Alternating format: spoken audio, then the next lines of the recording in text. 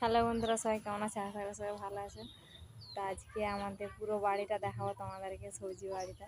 চলো যাওয়া যাক। এইটা আমাদের ঝিঙা বাড়ি, দেখতেই পাচ্ছ। মাচা ভর্তি হয়নি এখনো, ফাঁক ফাঁক আছে। ঝিঙা আছে, ফুল ধরে আছে। আইকে সার খাইছি, তা আবার জল হয়ে আছে।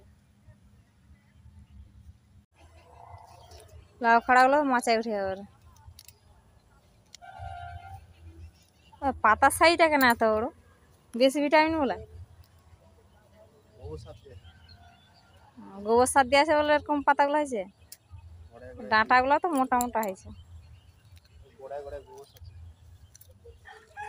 4টা লাইন আসছে লাউ খাড়া, দারুণ হয়েছে লাউ খাড়াগুলো।